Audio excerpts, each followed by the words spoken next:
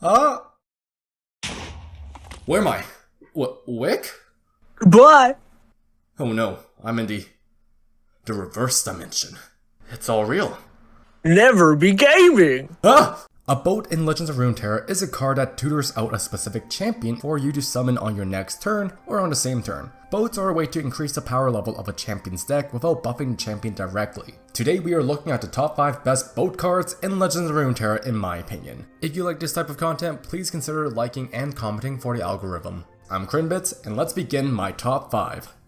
Starting off, we have Albus Pharos in number 5. Pharos is a 7-cost quick attack unit that tutors out Jace. Something I know for sure is that quick attack is a very good keyword because that keeps your units alive when attacking, and attacking with Pharos activates his effect, which pings the Nexus for around 3 to 4 damage. But the only problem is that Jace Heimerdinger decks already run a lot of high cost spells, and you typically don't want to add to that collection of high cost cards. New Hextech decks don't even want to run Albus anymore. Damage to the Nexus is good and all, but spells do the same.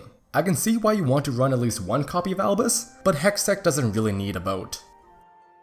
In the number 4 spot, we have Sacred Protector. This is a 7-cost unit that draws Shen, and upon summoning, you can grant an ally barrier, which will then give them double attack with Sacred Protector's effect. You could grant an elusive unit a barrier for a strong hit to the Nexus with this effect, but then after that, it relies on other cards to grant barrier. This boat synergizes with Shen a lot, but the major problem is that Shen decks don't really carry any elusive or overwhelm units to maximize double attack. And for Sacred Protector to work, both the boat and Shen needs to be alive. The boat has the pieces there, but this late into the game, it's hard to put these pieces together, and that's why it takes the number 4 spot. Number 3 is Leviathan, the Swain boat. After the Swain package buffs, Leviathan has been seen with a lot of play in Swain decks. Some decks even run 3 copies of Leviathan. Not only does it chip away your opponent's Nexus, but if you have Swain on the board, it stuns the 2 strongest units on your enemy's board, making it easier for Swain to do more damage and activate his level 2 effect, which is essentially a checkmate.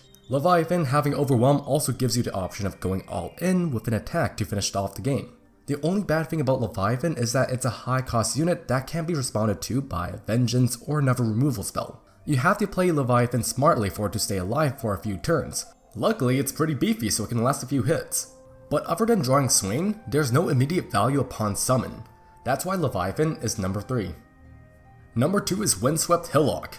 Windswept Hillock is the only current boat landmark for the game, and it is the reason why Yasuo is playable in ranked games. The game plan is to play it on your opponent's attack turn, so you get a free stun before your next turn when you get another stun. Windswept Hillock generates a constant procs for your Yasuo and can win you games in the long run. It being a landmark has its benefits where damage spells can't destroy it either, but it has a disadvantage of not being a blocker.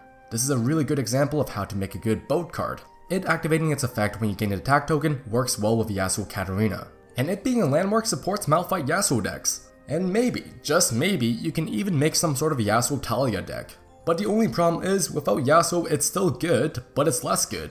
Number 1 in my opinion is a little bit better by itself. Liam, you know what to do.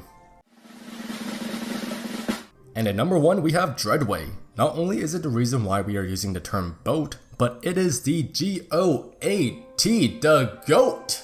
It's a big Gangplank deck finisher that doubles all of your damage dealt by all of your cards. That means your level 2 Gangplank does 12 overwhelm damage, plus 4 damage to everything with his ability. Warning Shot is now 2 damage, and even blocking an attacker does double the damage to the attacker. If you're attacking with a full board of overwhelm units, you win the game because that's a lot of piercing damage. Or even just attacking with Gangplank with Dreadway can result to lethal.